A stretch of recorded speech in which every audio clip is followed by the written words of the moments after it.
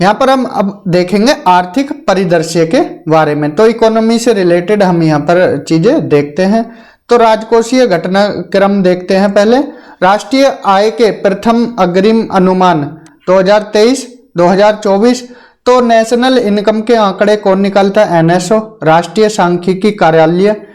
तो 2023-24 के आंकड़े हैं। जब 2024 हम 2024 का बजट डिस्कस करेंगे तो उसमें 2024 के जितने भी आंकड़े हैं वो बता देंगे, या मोटा मोटा देख लेते हैं। तो first advance estimates of national income ये जारी किए गए। वर्ष 2023-24 की जो फर्स्ट AE है एडवांस एस्टिमेट्स है नेशनल इनकम को लेकर, जीडीपी की वृद्धि दर 7.3% अनुमानित की गई है। एंड वित्त वर्ष 2023 फर्स्ट एडवांस एस्टिमेट्स, इसमें जीवीए कितना, देखिए जीडीपी की वृद्धि दर 7.3% अनुमानित है एंड जीवीए की 6.9।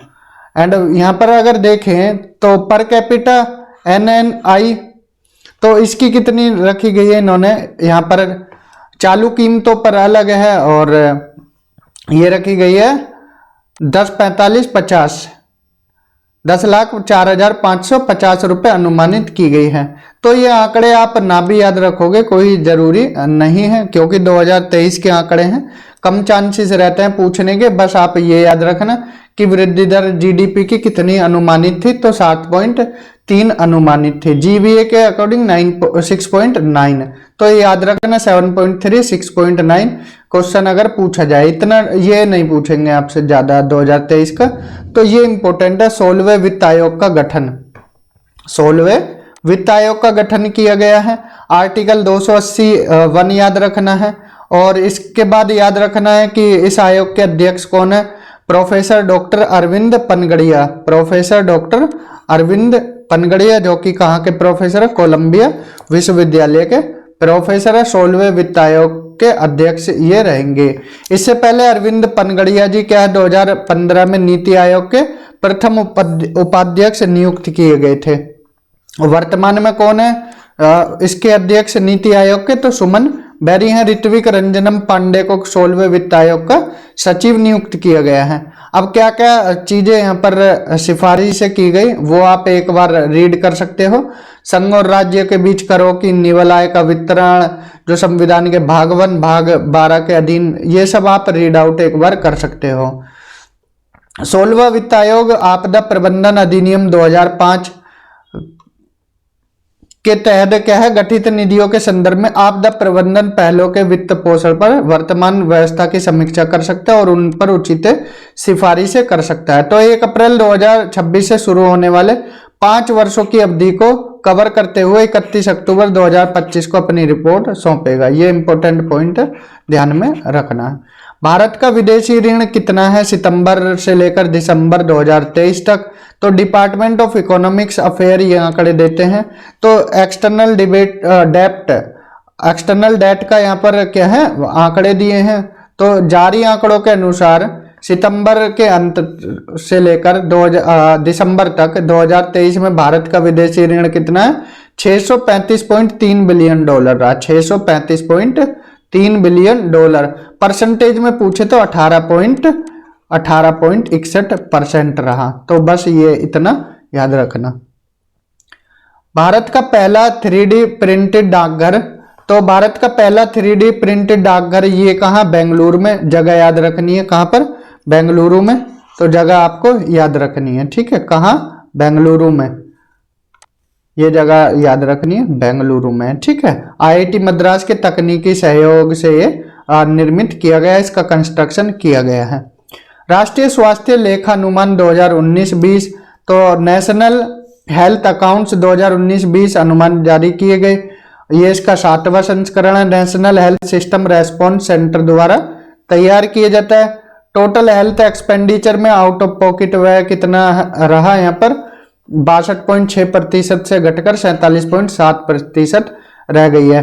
तो जीडीपी अगर देखें तो 1.3% से बढ़ाकर 1.35 हो गई है, जो सरकारी स्वास्थ्य व्यय की हिस्सेदारी है। इंपॉर्टेंट पॉइंट है, स्वास्थ्य में 1.35%। इसके बाद विदेश व्यापार नीति 2023, ये विदेश व्यापार नीति फॉरेन ट्रेड पॉलिसी 2023 घोषित की गई। इसके तहत भारत वर्ष 2030 तक भारतीय निर्यात को कितने करने का संभावना व्यक्त की है, $2 ट्रिलियन तक रखने की संभावना। स्कोमेट याद रखना, इस नीति का फोकस स्कोमेट है, special chemicals, organism, material, equipment and technology. ये इंपॉर्टेंट है क्योंकि फुल फॉर्म पूछ ली जाती है। स्कोमेट हाल ही में चर्चा में रहा, तो ये क्या है, तो स्कोमेट मेडिकल से संबंधित है। नई नीति में क्या है, towns of export excellence scheme के माध्यम से, नए शहरों तथा स्टेट होल्डर स्कीम के माध्यम से निर्यातकों को सम्मानित करने का भी प्रावधान है। 4 नए शहर यहाँ पर लिए गए हैं, निर्दिष्ट किया गया है, फरीदाबाद, मिर्जापुर, मुरादाबाद और वाराणसी। इनको क्या टाउन ऑफ एक्सपोर्ट एक्सीलेंस के रूप में निर्दिष्ट किया गया है। ये भी इंपॉर्टेंट है, 4 शहर याद रखना, फरीदाबाद, मिर्जापुर, मुरादाबाद, वाराणसी। 3 तो उत्तर प्रदेश के हैं और ये हरियाणा का है। नेक्स्ट है प्रतिस्पर्धा संशोधन अधिनियम 2023। ये 29 मार्च 2023 को लोकसभा द्वारा, 3 अप्रैल 2023 को राज्यसभा द्वारा प्रतिस्पर्धा संशोधन विधेयक 2022 पारित किया गया और 11 अप्रैल को राष्ट्रपति के साइन होकर इसको मंजूरी मिल गई। प्रतिस्पर्धा अधिनियम 2002 में संशोधन किया गया। अब क्या है, यहाँ पर 2000 करोड़ रुपए से अधिक मूल्य वाले लेन देन हेतु अगर कोई भी जरूरी होगी 2000 करोड़ रुपए से अधिक मूल्य वाली लेन देन, तो भारतीय प्रतिस्पर्धा आयोग CCI को की मंजूरी यहाँ पर आवश्यक होगी, मतलब CCI से मंजूरी लेनी पड़ेगी। इसके बाद यह अधिनियम उन प्रतिष्ठानों के दायरे का विस्तार करता है जिन्हें प्रतिस्पर्धा विरोधी समझौतों का हिस्सा माना जा सकता है। नेक्स्ट PM मित्र पार्क, यहाँ पर प्रधानमंत्री मोदी जी ने 7 PM मित्र पार्क को स्थापित करने के डिक्लेरेशन की है। अब PM मित्र है क्या, PM mega integrated textile regions and apparel, तो टेक्सटाइल से संबंधित है, ये टेक्सटाइल उद्योग से संबंधित है, ये याद रखना है। किससे संबंधित है, टेक्सटाइल उद्योग से। 7 पार्क कहाँ कहाँ बनाने की बात की गई है, वो जगह भी आपको एक बार याद रखनी है।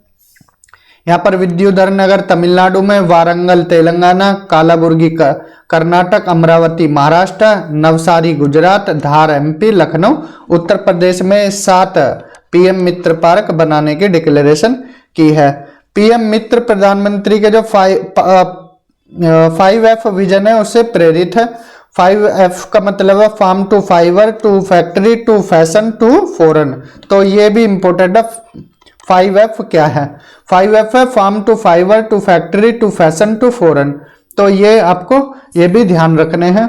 5F प्रधानमंत्री मोदी जी का विजन है। 7 PM मित्र पार्क कहाँ कहाँ, विरुधनगर तमिलनाडु, वारंगल तेलंगाना, कालाबुर्गी कर्नाटक, अमरावती महाराष्ट्र, नवसारी गुजरात, धार MP और लखनऊ UP में, तो ये ध्यान रखना है।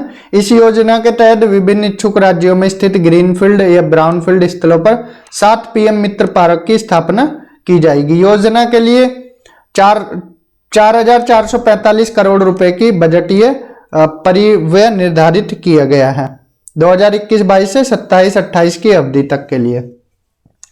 केंद्रीय बजट 2023 पूरा नहीं पढ़ेंगे, यहाँ पर जो भी इम्पोर्टेंट चीजें हैं वो बस हम यहाँ पर देखेंगे कि केंद्रीय बजट 2023 में क्या क्या चीजें ली गई थी, तो उनके बारे में हम यहाँ पर बस देखेंगे, मोटा मोटा यहाँ पर आपको बताएंगे, क्योंकि पूरा नहीं पढ़ेंगे कि क्या क्या बजट में लिया गया था। तो पहला पॉइंट है यहाँ पर नोट डाउन करना, अमृतकाल का पहला अमृत बजट है, अमृतकाल का पहला आम बजट रहा ये, और इसके साथ साथ सप्तऋषि 7 प्राथमिकताओं पर यह आधारित रहा, 7 प्राथमिकताओं पर यह बजट आधारित रहा सप्तऋषि पर। वो सप्तऋषि में क्या क्या है वो आप ध्यान रखना है। एक पॉइंट और याद रखना, विश्व की 5वीं सबसे बड़ी अर्थव्यवस्था भारत बन गई है, तो ये इंपॉर्टेंट पॉइंट है, 5वीं सबसे बड़ी अर्थव्यवस्था है। बजट की प्राथमिकताएं क्या है, जो हमने अभी सप्तऋषि बताया 7 प्राथमिकताएं, उसमें एक समावेशी विकास, और दूसरा फिर ये 7 के साथ आपको याद रखने हैं, समावेशी विकास, अंतिम छोर व्यक्ति तक पहुंचना, अवसंरचना और निवेश, एंड 4th वन इज आपका सक्षमता को सामने लाना, फिर आपका हरित विकास एंड इसके साथ साथ 2 और लिख लीजिए यहाँ पर। 6th वन है आपका युवा शक्ति, 6th वन है युवा शक्ति एंड 7th वन है यहाँ पर 7th वन इज वित्तीय क्षेत्र। तो इन 7 पॉइंट पर ये आधारित है, 7 प्राथमिकताएं हैं सप्तऋषि। तो बस यही याद रखना है, इसके अलावा आपको कुछ याद नहीं रखना है। एक तो अमृत काल का ये प्रथम बजट है, अमृत काल का प्रथम बजट कौन से ईयर रहा 2023 में, याद रखना। इसके अलावा सप्तऋषि 7 प्राथमिकताओं पर था। और इसके साथ साथ 2 पॉइंट और याद रखना, दुनिया का सबसे बड़ा अन्न उत्पादक देश भारत है, प्रोड्यूसर में कौन है, भारत है।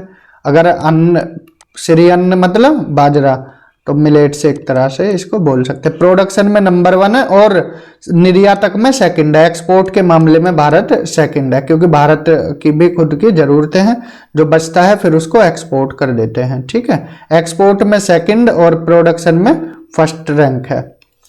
भारतीय बाजरा अनुसंधान संस्थान कहाँ पर है, हैदराबाद में। ये 2 पॉइंट और आपको याद रखने। तो ये कुछ पॉइंट यहाँ पर हमने बजट के बारे में यहाँ पर बताए हैं। इसके बाद ये 3 पॉइंट याद रखना। एक तो पीएम परिणाम, पीएम परिणाम क्या है, PM programme for restoration awareness nourishment and amelioration of mother earth. तो किससे है, पृथ्वी से संबंधित है, पृथ्वी माता के पुनरुद्धार, इसके प्रति जागरूकता, पोषण और सुधार हेतु तो प्रधानमंत्री कार्यक्रम लॉन्च किया गया। इसमें क्या है, जो राज्य और संघ राज्य क्षेत्रों को रासायनिक उर्वरक हैं इनके संतुलित प्रयोग तथा इनके स्थान पर वैकल्पिक उर्वरकों प्रयोग को बढ़ावा देने के लिए प्रोत्साहित करने हेतु ये शुरू किया गया पीएम परिणाम। पीएम परिणाम याद रखना, पीएम परिणाम। तो ये सवाल आपसे पूछ लिया जाएगा, इसलिए ये बजट का भी जो इम्पोर्टेंट पॉइंट है वो आपको बता रहे हैं, क्योंकि ये छोड़ के चले जाओगे तो यहाँ से गड़बड़ हो जाएगी। नेक्स्ट है Govardhan scheme. Govardhan scheme galvanising organic bio agro resources धन नामक स्कीम के तहत 500 नए अपशिष्ट से आदमी वेस्ट टू वेल्थ संयंत्रों को चक्रीय अर्थव्यवस्था को बढ़ावा देने के उद्देश्य से स्थापित किया गया। तो गोवर्धन याद रखना किससे है, वेस्ट टू वेल्थ से संबंधित है। इसमें 200 कंप्रेस्ड बायोगैस संयंत्र शामिल होंगे जिनकी लागत 10,000 करोड़ रुपए होगी। नेक्स्ट है मिष्टी से संबंधित। मिष्टी, यहां से सवाल बहुत बार लगे, मिष्टी क्या है। तो मिष्टी किसके लिए है, ये पहले इसकी फुल फॉर्म याद रखना, फिर आपको खुद ही पता लग जाएगा। Mangrove initiative for shoreline habitats and tangible income. तो मिष्टी किससे संबंधित है, मैंग्रोव वन से संबंधित है, मैंग्रोव वन से संबंधित है। इसके अलावा एक पॉइंट और याद रखना है, पर मार्च 2025 तक दो वर्ष की अवधि के लिए नई लघु बचत योजना, नई बचत लघु योजना, one time new small saving scheme, महिला सम्मान बचत पत्र प्रमाण पत्र उपलब्ध कराया जाएगा। ये क्या, आजादी का अमृत महोत्सव महिला सम्मान बचत पत्र। ये बस याद रखना 2 वर्ष की अवधि तक, मार्च 2025 तक ये उपलब्ध कराए जाएंगे। तो ये था कुछ बजट से संबंधित कुछ इंपॉर्टेंट पॉइंट्स जो हमने यहाँ पर आपको डिस्कस किए हैं। ये पूरे आंकड़े मत पढ़ना क्योंकि नया बजट आया, जहां से पूछने के चांसेस थे वो चीजें हमने आपको सारी यहाँ पर बताई हैं। जो स्कीम्स हैं, जो कुछ प्रोग्राम चलाए गए हैं और पीएम मित्र पार्क, ये सब बजट में थे, तो इतना सब हमने बताया। मिष्टी वगैरह, पीएम परिणाम, गोवर्धन स्कीम। अब यहाँ पर हम देख लेते हैं आर्थिक समीक्षा, देख लेते हैं। यहां पर हम आर्थिक समीक्षा 2022 के कुछ इंपोर्टेंट पॉइंट्स देख लेते हैं। तो वित्तीय वर्ष 2022-23 की आर्थिक समीक्षा को केंद्रीय वित्त मंत्री निर्मला सीतारमण जी द्वारा 31 जनवरी 2023 को संसद में प्रस्तुत किया गया। इस 5वीं अर्थव्यवस्था आपने बताया, भारत विश्व की 5वीं अर्थव्यवस्था बन गया है। तो ये पॉइंट किसके बारे में याद रखना है आपको, इसके बारे में, ये इंपोर्टेंट पॉइंट्स है, यहां पर आपको ये एक बार बता देते हैं। देखिए चावल में, अगर चावल की बात की जाए, चावल में प्रथम स्थान पश्चिम बंगाल का है, सेकंड यूपी का है, थर्ड पंजाब का है। याद रखना, स्टेट में चावल में first Paschim Bangal, second UP, third Punjab. गेहूं में यूपी टॉप पर है, एमपी सेकंड है, पंजाब थर्ड है। यूपी फर्स्ट है, एमपी सेकंड है, पंजाब थर्ड है। मक्का में कर्नाटक नंबर 1 है, एमपी सेकंड है, महाराष्ट्र थर्ड है। मोटे अनाजों में कर्नाटक नंबर 1 है, राजस्थान सेकंड है, महाराष्ट्र थर्ड है। अरहर दाल तूर में महाराष्ट्र नंबर 1 है, महाराष्ट्र नंबर 1 है, कर्नाटक सेकंड है, उत्तर प्रदेश थर्ड है अरहर तूर में। कुल दालों में एमपी फर्स्ट है, महाराष्ट्र सेकंड है, राजस्थान थर्ड है। चने की बात करें तो महाराष्ट्र टॉप पर है, चने में एमपी सेकंड है, राजस्थान थर्ड है। कुल खाद्यान्न में यूपी टॉप पर है, एमपी सेकंड है, पंजाब थर्ड है। मूंगफली में गुजरात नंबर 1 है, राजस्थान सेकंड है, तमिलनाडु थर्ड है। रेपसीड और सरसों में राजस्थान नंबर 1 है, एमपी सेकंड है, हरियाणा थर्ड है। तो यहाँ से सवाल लग जाएंगे, तो इसलिए ये आपको डिस्कस करा रहे हैं। चावल में पश्चिम बंगाल, गेहूं में यूपी, मक्का में कर्नाटका, मोटे अनाज में कर्नाटका, अरहर में महाराष्ट्र, कुल दालें में एमपी, चने में महाराष्ट्र, कुल खाद्यान्न में यूपी, मूंगफली में गुजरात और रेपसीड और सरसों में आपका राजस्थान। सोयाबीन में आपका महाराष्ट्र, सोयाबीन में कौन है? महाराष्ट्र है, सेकंड एमपी, थर्ड राजस्थान है। कुल तिलहन में राजस्थान नंबर 1 है, एमपी सेकंड, गुजरात थर्ड। गन्ने में यूपी है, महाराष्ट्र सेकंड है, थर्ड कर्नाटक है। कपास में गुजरात, महाराष्ट्र और तेलंगाना है। जूट और मेस्ता में पश्चिम बंगाल टॉप पर है, असम सेकंड, बिहार थर्ड है। तो ये कुछ आंकड़े आपको याद रखने हैं। आयात की दृष्टि से शीर्ष 5 देश, आयात मतलब जो इंपोर्ट करते हैं, इंपोर्ट में चाइना टॉप पर है, सेकंड संयुक्त अरब अमीरात, थर्ड यूएसए, फोर्थ सऊदी अरब, फिफ्थ इराक है। आयात की दृष्टि से शीर्ष 5 देश यहाँ पर बताए गए हैं। निर्यात की दृष्टि से भी यही 5 देश है, संयुक्त राज्य अमेरिका, यूएई, चाइना, बांग्लादेश और सिंगापुर। यहाँ पर बांग्लादेश ने जगह ले ली है, तो ये याद रखना है। तो निर्यात एक्सपोर्ट में ये टॉप 5 देश है जो एक्सपोर्ट करते हैं। बांग्लादेश एक्सपोर्ट के मामले में 4th है, कंफ्यूज नहीं होना, यहाँ से बन सकता है सवाल। अब देखते हैं उत्तर प्रदेश बजट अनुमान, इसमें भी कुछ मोटे मोटे पॉइंट देख लेते हैं। तो उत्तर प्रदेश सरकार का वित्त बजट जो वित्त मंत्री सुरेश खन्ना द्वारा क्या है यहाँ पर अनुमान प्रस्तुत किया गया 2023 का 6.90 लाख करोड़ रुपए का बजट था। $1 ट्रिलियन की अर्थव्यवस्था के लक्ष्य को निर्धारित करने के लिए ये एक सदा हुआ कदम है। तो 6.90 लाख करोड़ रुपए, 6.90 लाख करोड़ रुपए का बजट था यूपी का, ध्यान रखना है। अब कुछ मोटी मोटी चीजें यहां पर देख लेते हैं। अब तक का सबसे बड़ा और अमृतकाल का प्रथम बजट है, ये अमृतकाल का प्रथम बजट है। आत्मनिर्भर उत्तर प्रदेश इसका केंद्र रहा और बजट में 3271.96 करोड़ रुपए की नई योजनाएं सम्मिलित की गई। पहले तो बजट याद रखना कितने करोड़ का था, ये 6.90 लाख करोड़ का था, 6.90 लाख करोड़ का था। जीडीपी, भारत की जीडीपी में यूपी का 8% योगदान है। उत्तर प्रदेश देश का सबसे बड़ा उपभोक्ता एवं श्रम बाजार है। 2021-22 के राज्य के घरेलू जीडीपी में 16.8% में वृद्धि की गई, जो देश की विकास दर से अधिक है। और जीडीपी की वृद्धि दर 19%, यहाँ पर राज्य की जो जीएसडीपी वृद्धि दर है 19% अनुमानित की गई है। बेरोजगारी दर अब कम हो गई है, उत्तर प्रदेश में घटकर 4.2% हो गई है। फरवरी 2023 के मध्य Uttar Pradesh global investor summit का आयोजन संपन्न हुआ। उत्तर प्रदेश देश में पहले स्थान पर है। किन किन चीजों में ये देख लेना। जो आवास ग्रामीण योजना चलाई गई थी, आवास निर्माण, ग्रामीण स्वच्छ शौचालय निर्माण, सूक्ष्म लघु मध्य उद्योगों की स्थापना, smart city mission, India smart city award contest, PFMS portal द्वारा डीबीटी के माध्यम से लाभार्थियों को धनराशि हस्तांतरण करने में उत्तर प्रदेश नंबर 1 पर है। दूध उत्पादन, गन्ना, चीनी और एथेनॉल में भी उत्तर प्रदेश क्या है, नंबर 1 पर है। डीबीटी के माध्यम से भुगतान करने वाला देश में उत्तर प्रदेश पहला राज्य बना। अटल पेंशन योजना के तहत भी पंजीकरण करने में उत्तर प्रदेश का देश में प्रथम स्थान है। और यहाँ पर 26.29 लाख मानव दिवस सर्जित कर देश में प्रथम स्थान। 12 स्थानों पर सुधार करते हुए उत्तर प्रदेश देश में द्वितीय स्थानों पर वैसा सुगतम रैंकिंग में। सुदूर गांवों को विकास खंडों एवं कस्बों से जोड़ने के लिए आजीविका ग्रामीण एक्सप्रेस चलाई गई। तो ये था कुछ उत्तर प्रदेश के बजट के बारे में। और कुछ पॉइंट है यहाँ पर वो भी हम यहाँ पर देख लेते हैं। कृषकों को कृषि की समग्र नवीनतम तकनीक से प्रशिक्षित करने के लिए यहाँ पर द मिलियनर्स फार्मर्स स्कूल का आयोजन पूरे देश में। कुशीनगर में महात्मा बुद्ध कृषि एवं प्रौद्योगिकी विश्वविद्यालय की स्थापना इंपॉर्टेंट पॉइंट है। कृषि क्षेत्र के बाद यहाँ पर रोजगार उपलब्ध कराने वाला हथकरघा उद्योग एक विकेंद्रीकृत कुटीर उद्योग है।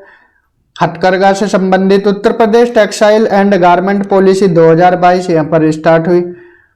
विंध्याचल धाम में 3 यहाँ पर यूनिवर्सिटी खोली गई। माँ विंध्येश्वरी राज्य विश्वविद्यालय की स्थापना। देवी पाटन मंडल में माँ पाटेश्वरी देवी राज्य विश्वविद्यालय और मुरादाबाद मंडल में उत्तर प्रदेश राज्य विश्वविद्यालय की स्थापना की गई। ये इंपॉर्टेंट है, 3 नई यूनिवर्सिटी खोली गई, 4 हमने प्राइवेट यूनिवर्सिटी भी बताई थी जहां उत्तर प्रदेश का करंट अफेयर्स आपको पढ़ाया था, तो वो वीडियो भी आप जाकर दे सकते हो। और वन क्षेत्र में वनावरण एवं वृक्षावरण में उत्तर प्रदेश भौगोलिक क्षेत्र का 9.23% है, तो 2030 तक इसे 15% करने का लक्ष्य रखा है। प्रदेश के जो 9.23% पर क्या है वृक्ष है, इसको बढ़ाकर 15% करने की लक्ष्य रखा है। उत्तर प्रदेश अनुपूरक अनुदान की मांग 2023-24, तो ये कुछ आंकड़े हैं, ये आप देख सकते हो, कोई खास आंकड़े नहीं है, अगर खास होते तो बता दिए जाते। एक बार अगर आपका मन संतुष्ट ना हो रहा तो रीड आउट भी कर सकते हो। अब उत्तर प्रदेश आर्थिक समीक्षा देख लेते हैं 2022-23। तो जीएसडीपी की वृद्धि दर 9.64% रही। कीमत और जो चालू कीमतों पर कितनी रही, 16.76% रही। ठीक है, जीएसडीपी की वृद्धि दर 9.64% और प्रचलित ये है स्थिर कीमतों पर जो 9.64 है और चालू कीमतों पर 16.76% रही। तो बस ये याद रखना है। एक पॉइंट और इम्पोर्टेंट है, ये इम्पोर्टेंट पॉइंट इसलिए है, देखिए प्राइमरी में अगर जीडीपी में योगदान देखा जाए तो प्राइमरी सेक्टर में जो प्राथमिक सेक्टर है कितना रहा, 28.11%, 28.11%। और अगर बात करें फिर द्वितीय क्षेत्र का योगदान तो 24 सेकेंडरी का 24.60%, प्राइमरी सेक्टर का 28.11, सेकेंडरी का 24.60 और टर्शियरी का कितना रहा, टर्शियरी का यहाँ पर रहा तृतीय क्षेत्र का योगदान रहा 47.92, 46.95 रहा प्रचलित कीमतों पर 46.95। तो आपसे सवाल इतना नहीं पूछेगा कि ये बताइए, आपसे आएगा कि इनको क्रम में लगाइए। तो पहले तृतीय सेक्टर में उत्तर प्रदेश का जीएसडीपी में ज्यादा योगदान रहा और फिर द्वितीय सेक्टर में जो सेकेंडरी सेक्टर है उसमें थर्ड पे रहा और प्राइमरी में सेकंड पर रहा। तो क्रम लगाने को है, पहले टर्शियरी फिर उसके बाद प्राइमरी और उसके बाद फिर सेकेंडरी, तो इस तरह से लगाने को आ सकता है। तो याद रखना तृतीय सेक्टर में ज्यादा योगदान है, फिर प्राइमरी प्राथमिक में क्योंकि कृषि अच्छी खासी होती है, उपजाऊ भूमि है, और फिर सेकेंडरी सेक्टर रहा। ये इंपॉर्टेंट है, देख लेना, सवाल यहां से जरूर बनते हैं। तो ये जो भी इंपॉर्टेंट था आर्थिक समीक्षा में ये भी हमने आपको यहाँ पर बताया। कुछ और पॉइंट देख लेते हैं। स्थिर कीमतों पर प्रति व्यक्ति आय 2011-12 के 22,002 रुपये से बढ़कर 42,525 रुपये हो गई है। और स्टैंड अप इंडिया योजना में उत्तर प्रदेश देश में प्रथम स्थान पर है, very very important point stand up में। और प्रधानमंत्री जनधन योजना में भी खाते खोलने में प्रथम स्थान पर है उत्तर प्रदेश। तो स्टैंड अप इंडिया और जनधन योजना में यूपी नंबर 1 पर है उत्तर प्रदेश। ये और देख लेना एक बार राज्य के स्वकर राजस्व की संरचना। तो यहाँ पर जीएसटी 40%, राज्य उत्पाद शुल्क 22.28%, 22.28, मूल्य संवृद्धि कर वैट की बात करें तो 16.41%, स्टाम्प और पंजीकरण शुल्क 13.46%, विद्युत कर 2.41 एंड इसके बाद भू राजस्व 0.41 एंड लास्ट वन इज आपका वहन कर, ये कितना है 4.93। तो जीएसटी 40% और राज्य उत्पाद शुल्क 22.28, मूल्य वैट वैल्यू एडिड टैक्स 16.41%। ये क्या है, 3 टॉप पर है, जीएसटी, राज्य उत्पाद शुल्क और वैट।